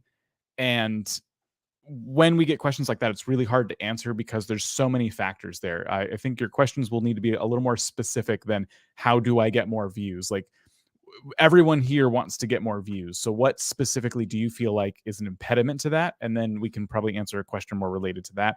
Otherwise, we encourage you to check out our videos on the channel. We spend a lot of time, Rob especially, making videos about how to do exactly that. Dan, can you remember what our stock answer is to how do I get more views and how do I get more subscribers? Make more videos. Make more videos. There you go. So there you go.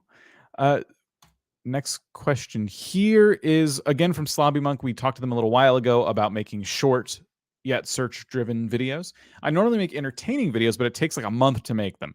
Would it hurt me from an audience point of view if I were to upload weekly short tutorials in the meantime? It's impossible to answer that question until you test it, because who knows, you may have a gift and a craft for making short form content. This is similar to the one where the person was talking about, I spend so much time going into the detail of like color grading, lighting, etc., that I can't make that many videos. Maybe this is kind of a little similar if it's taking you an entire month to make a piece of content. So who knows?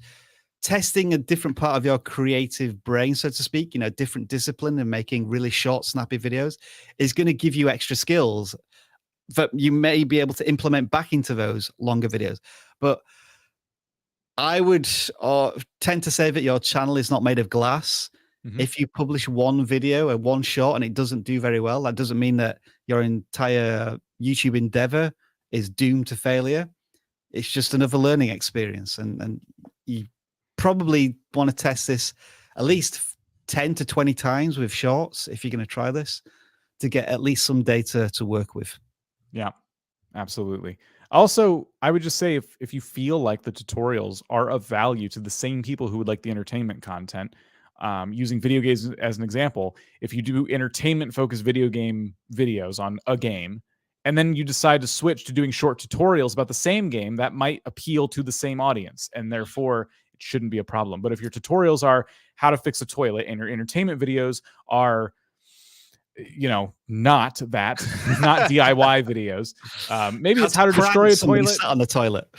Yeah, how to smash a toilet, how to fix a toilet. That would work. But you know what I mean. Yeah, I didn't realize when I was looking at this question. That is interesting, Dan, in that their long form videos are entertainment, but their shorts are tutorials. Very different viewer intent. So I would almost say that you're perhaps setting yourself up for a challenge there, because viewers who are usually entertained by your stuff, and then all of a sudden you're showing them how to do something which isn't as entertaining, that can be quite a big turn off in that respect. All right. Let's see. Best time to publish on Studio shows the best time to publish. Is this based on my published content or when the majority of my audience is on YouTube? Yes. Both of those things. I think it's a bit of both, isn't it? I'm going to pull this up. Okay. So if we at vidIQ, we always upload pretty early in the morning, this is in Eastern time right now. So that means we post about, I'll say 8 a.m. Eastern or so. Yeah. 6 a.m. my time. Yeah. So about 8 to 9 a.m. Eastern. So what I'm trying to do is get this. 6 a.m. is that's the cutoff. That's where people start to finally log in for the day. But if we had switched, let's say we stopped doing that, and for a year we post our videos at 3 a.m., right? 3 a.m. Eastern. At first, this graph won't change, right? Like our audience is on when they're on, and they're going to watch when they watch. But there's a chance that we could reach some people who are up at 3 a.m.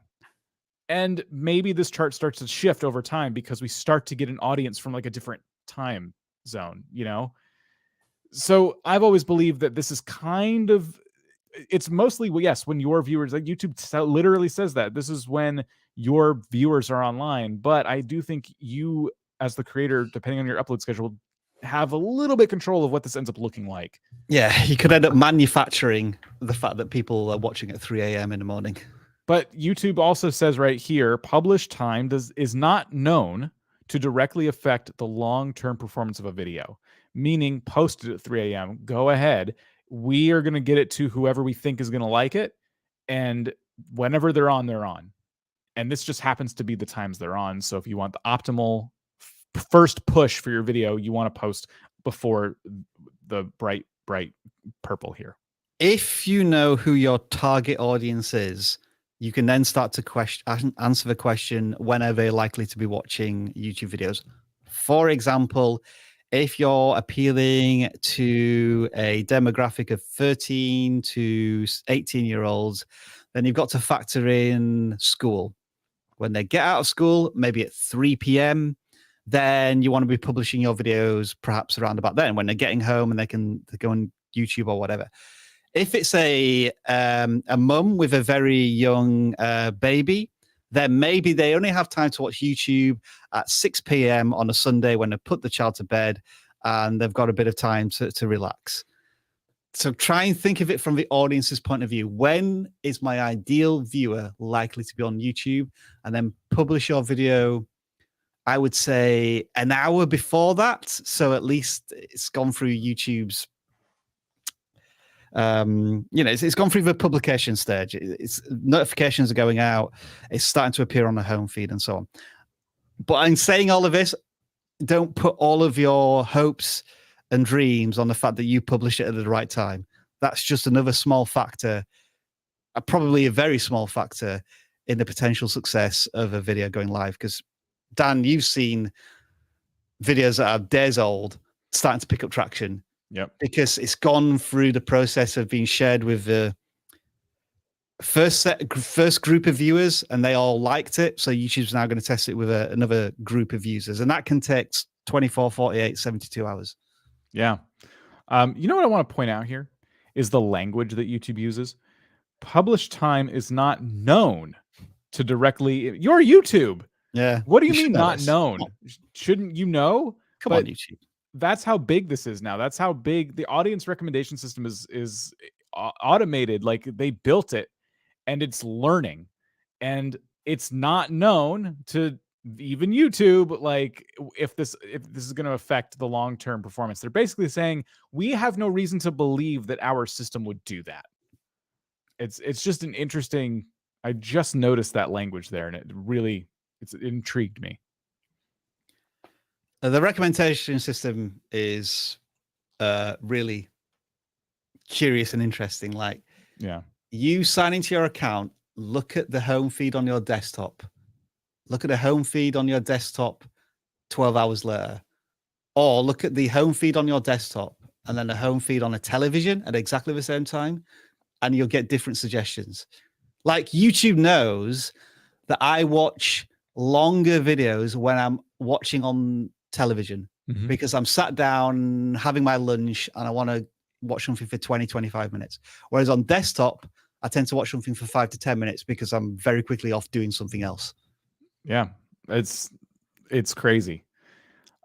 So Ben has a question here. What's the best way to start a Roblox YouTube channel? Hang on. Take it away, Dan. Oh, okay. I'm going to relax. You go ahead and chill. I don't know the answer. The best way to start any gaming channel is to take your favorite game, in this case, your favorite Roblox game, and start doing some research. Does it have a presence on YouTube? Is there an audience for it? Is there a fan base for it? And if there isn't, then take your second favorite Roblox game and look into it from there. But what you don't want to do is, if I tell you Roblox game X234, I'm just making this up, is like so popular right now, and if you make a channel about it, you'll get like 1 billion views. Hey, that's great news for people who like that game. But if you hate Roblox, whatever I said, you're like, okay, that I don't want to do that. I hate that game, but you know what? It's 1 billion views that I'm leaving on the table if I don't. No, it's not, because you hate it, and people are going to, it's not going to resonate. You don't know the target audience. You're not enjoying yourself. It's not going to spread. So don't worry. Don't get too caught up in like, what's the best game I should play on my channel, and more about what do you like to do? What's your favorite thing? And that is the foundation of any YouTube channel, not even gaming. If you are passionate about cooking, but not so much fixing cars, but your buddy has a car fixing channel and you're like, maybe I can learn how to do it, so I'll start a YouTube channel where I'm fixing cars. I think it'll do good. Not if you're passionate to something else. You should be passionate about whatever it is you do on YouTube, and that is the best way to start anything on YouTube. Sorry, I removed that question, Dan. I wasn't supposed to. That's okay. And beyond that, yeah, you just want to make sure there's an audience for it. So you would do some research to see, is there an audience for it? And then what kind of videos are they consuming? All right. Should I do 1 to 5 minute Minecraft tutorials or longer videos? I picked this one specifically because I wanted to just say, what do you want to do? Similar to the question I just answered. Are you are you really excited to do Minecraft tutorials? Do you have a lot of tutorials you want to do? Do you want to teach people things in Minecraft? Or are you more interested in doing longer Minecraft videos similar to like Let's Plays and things like that? Because they're two entirely different strategies. They can live on the same channel. You can definitely do both on the same channel if you're playing Minecraft in both cases. What are you more passionate about? So for anyone asking permission for things like this, go with your passion. That's always the answer. I find this an interesting question because I'm experimenting with exactly this with a video I recently published. Let me share my screen. So I did a video about 6 months ago, which was the complete guide to monetization in 2022. And that was 9 minutes long. And I decided that I was going to try and make exactly the same video, but do it in 5 minutes or less. Now, I didn't quite achieve that. It ended up being 5 minutes 40, but it more or less contains all of the same information, but then stripped down very much to the point. You know, one of those videos where I had a lot less entertainment and comedy in it. It was very much just to serve the value and the purpose of what the viewer probably wants. And the signs are pretty good so far. It's getting, you know, it's only been live for a few days, but it's now performing above typical. And it's still getting nice views from browse and suggested. I hope it turns into an evergreen piece of content. But I guess the important thing to say there is that I really considered what my audience wanted from the video and tried to deliver all of our video as succinctly as possible. Less watch time, obviously. Like if we just look at the raw numbers here in terms of average view duration, 2 minutes 34, 44.8% audience retention. Then if we go to this longer video, the watch time is 3 minutes 28. So you get more watch time, but less audience retention. And, you know, this one is performing well as well, but this is 75,000 views after almost half a year. And it's only getting 400 views every 48 hours. So I suspect that this one is going to end up doing better, but it remains to be seen. And yes, I did basically just use the same thumbnail because I was experimenting with a new thumbnail style as well there. Yeah. I feel like I read the question wrong because I thought they were saying they want to do tutorials or something completely not tutorials, but their name is Simple Tutorial. I think what they meant was longer tutorial video. That's what I assumed. Yeah. I apologize. I agree with what Rob said, just to jump on that, because now I'm kind of like a little more in tune with what you were asking. Your tutorials, in my opinion, shouldn't be longer than they need to be, right? So if your aim is to make a longer tutorial because you want the watch time, maybe you want to put mid-rolls or whatever, you'll have to like add a lot of fluff to that. If it doesn't need to be longer, you'll have to find an excuse to make it longer. So that's not a great experience. I would make it like Rob kind of was testing there, like what my audience might like this more if it's shorter. So can I cut it down in any way? So I've experimented specifically with short Minecraft tutorials, and they did really well. They continue to do well to this day, even though they desperately need updating, and I don't want to update them. And people, some of the comments I got appreciated the fact that they were short. Now, that's not proof that that's going to work for you, but I got some comments on what I did.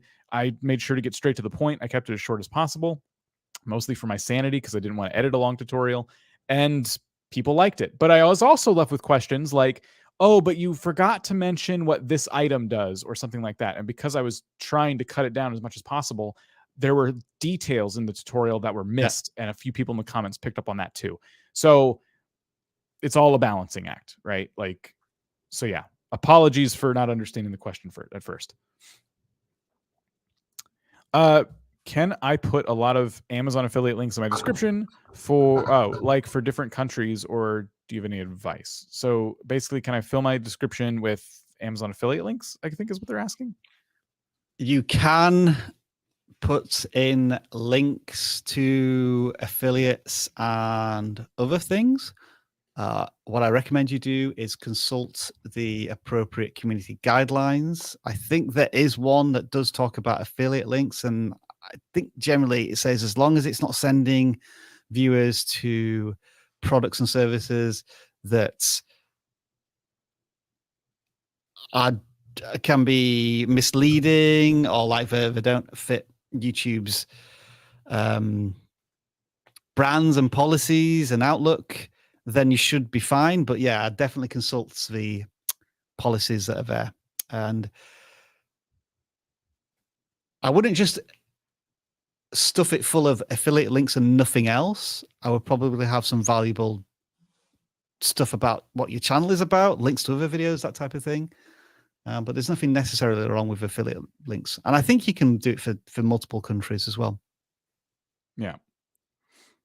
I was trying to find some more questions here, but we'll move on to the next one.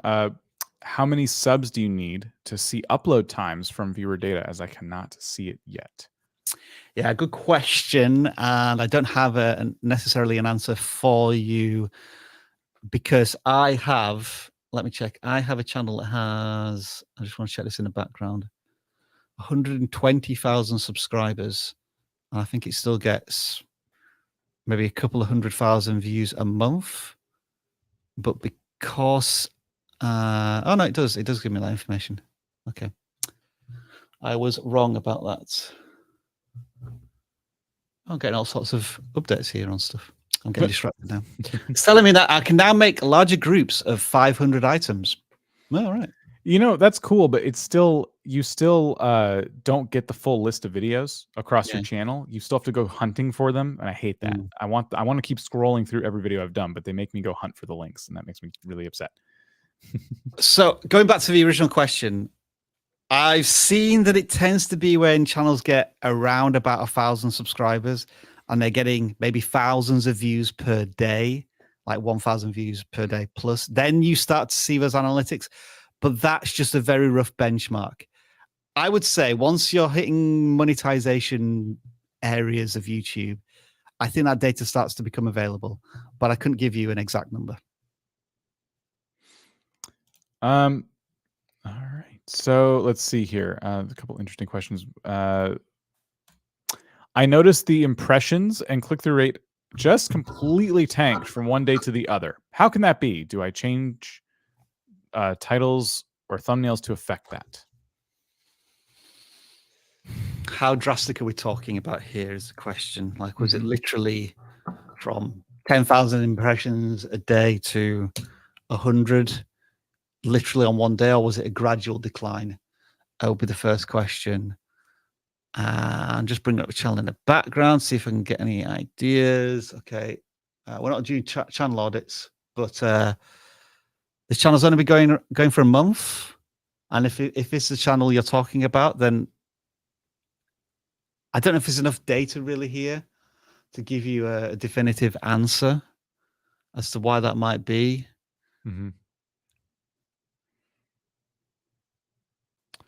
Yeah, there's not enough videos. It's still, your channel's still in its infancy, so I wouldn't, if that's the channel, I would not sweat it really. I think you're just kind of gonna ride the wave. Not at this point. Yeah, you're just gonna ride the wave, keep making videos, and build up a better data set there. I can give you all of the stock answers in terms of, well, maybe the topic you're covering, that it's the trend is falling. Like, for example, if you were covering the Will Smith slap, you could have had an example of where you're getting millions of impressions on the Monday and then not on the following day, because it's a very temporary trend on YouTube. And it can be that your audience is just moving on to something else. Like if you're moving from a season from winter to spring, you could see how maybe winter channels, skiing channels may start to lose their impressions. But as I say, those are stock answers. If there is a sudden decline in some way, then you may start to look at the conspiracy theories in that your channel's being shadow banned or YouTube's changed the algorithm. But if we're just looking at this channel with 10 subscribers and 10 videos or whatever it was, I just don't think you have a data set really to start asking the question, why do my impressions suddenly tank? Because you haven't built up that background, that library of content and that background of data. Yeah. When should you not select publish to subscription feeds and notify subscribers options when releasing a video? So that is an option. You can actually tell YouTube not to push your video to subscribers. Channel trailer might be one. If you're doing a fundraising activity or something that you don't necessarily want your subscribers to see because you know they're not going to be interested in it, but you do want it to be discoverable on YouTube, that might be another reason. If you're playing a game, like if you're saying, I just published a video, but I bet you subscribers didn't see it. Can you find it? That might be another reason. Although you probably want to do an unlisted one for that. And sometimes you might just want to experiment. You might just want to say, hey, are my subscribers worthless? Shall I just publish it onto YouTube without notifying subscribers and see how it impacts my views? I kind of feel like that might be an idea we should try on the channel, actually, Dan. It'd be an interesting test. Because according to the analytics, those analytics, let's go back to vidIQ. And then let's say we pick this video that's doing pretty well for itself. And look at how many views subscribers contributed. According to this, I'm guessing notifications would be the subscriber. All right, so subscription feed and subscribers, 10% of our views came from those two sources. So would that literally be a like-to-like? If I didn't put it on a subscription feed, would we have got 65,000 subscribers instead of 65,000 views instead of 74,000 views? Also, don't you get only 3 notifications a day? So if you upload multiple times a day. Good point. Yeah, so maybe you want to save the 3 notifications for if you upload 8 videos in a day, like you want those 3 of them in particular to go to your subs. I've also have heard and also suggested the advice, if you upload a lot of shorts and they're different than what your normal audience is used to, but you feel like they belong on the same channel, like maybe you don't push those to subscribers so they can kind of live in that section of YouTube and not kind of disrupt your subscribers' notifications. So yeah, but in all cases, I think they're all very unique circumstances. I don't think that this is something that 50% of YouTubers do this. You know, I don't think it's like that. I think most people just let all of their videos go to their subscriptions. Just while I'm on the analytics for this is a good example of where YouTube is continually testing the content with new viewers. You always see this big dump of impressions in the first 24 hours, but then it'll often level off. But can you see how these little ridges as YouTube continues to test this with more and more people? So it's a very steady line going up in terms of impressions, which I'm very happy with. And that also impacts views. So the views are going up as well. I'm curious what's the click-through rate. See, the click-through rate is going up a little bit, which is actually very encouraging. If impressions are going up and click-through rate is going up, I'm getting a little excited about this video now, Dan. I think it may do pretty well. I'm betting you're starting to get a lot of new people from that video. Yeah. So what we'd go to audience there. Look, yeah, new viewers. Look, it's testing it with new audiences. Nice. Keep it up, YouTube. Keep it up. Yeah, that blue line may crest over the purple one in a couple days. Yeah, could do. So, all right. Well, I'm going to answer this next question Okay. by sound effects only. As a gaming channel, how bad is it if a viewer can distinctly hear my mouse clicking? I guess Rob thinks it's kind of bad. I was going to say how distracting is it? You know, I've done nothing to my setup to mask my mouse sounds, but my microphone is like so tuned into like this bubble right here. They don't really get picked up unless you're really listening for them. But usually I'm talking over it anyway. But if you're in a big echoey space, it's likely that the mouse clicks are the least of your problems. It's that your whole room sounds airy and echoey. And yes, all of your videos suffer from utter sadness. And then nothing. And then literally nothing. Okay, thanks, Rob. That was very helpful. I'm sorry. I'm sorry. Someone's definition of helpful, I think. I mean, I would say, just like actually speaking through my mouth, unless somebody complains about it in the comments, I think you're all right. If usually people, when they have really grating audio, somebody will tell you about it. And that can be fixed relatively easily, Dan, can't it? With like, I would say a $20 microphone that's a dynamic one or a condenser one is going to cut out most of those background noise. But interestingly enough, this $300 microphone I bought, can you hear this? Barely. So you can hear it. Yeah, you shouldn't be hearing that. But it's so quiet that Yeah. like you would be talking over it. There'd be things going on. Sure. You know, here's the thing, I'm imagining your gameplay. You're talking, right? So even if you're clicking your mouse while you're talking, no one can really hear it. But maybe you have so many parts that are silent and you're not talking, and that's when you're hearing the room. That's when you're hearing the mouse clicks, the keyboard clicks, and that means you're doing something wrong. I don't think today especially, I don't think there should be any gameplay, let's play kind of videos that are not full of constant like noise of some kind, talking, music, different interruptions like that. So if you're just kind of breathing into the microphone and like punching trees in Minecraft and all this stuff, and you're just kind of, you don't know what to say, but you're still just filming it. Click, click, click, click, click. Like that's, people have tuned out a long time ago. Here's where it could be really bad. If you are on a laptop and you're using the inboard microphone, and you're using a trackpad, yeah, there could be all sorts of horrible noises that are coming through. But again, that will be solved by having a microphone that's as close to your mouth as possible. Mm-hmm. Well, everybody, thank you so much for joining us for another Q&A session. We appreciate it. We'll be back Friday with a new video, and Monday with a new video, and then Tuesday and Wednesday with live streams. Yes. Friday's video will be teaching you all about how to make viral. No, well, actually, it might not be. No, it's your video on Friday, right, Dan? Yes. Yeah. It is going to be about how you could do something today that could get you tons of views, and it does not involve making a video. Ooh. Mm-hmm. So we're gonna leave that out there. That's the closest sound effects I can think of for that one. Yeah. All right, everybody. Thank you so much. We will see you next time. Please stay safe, and we'll catch you later.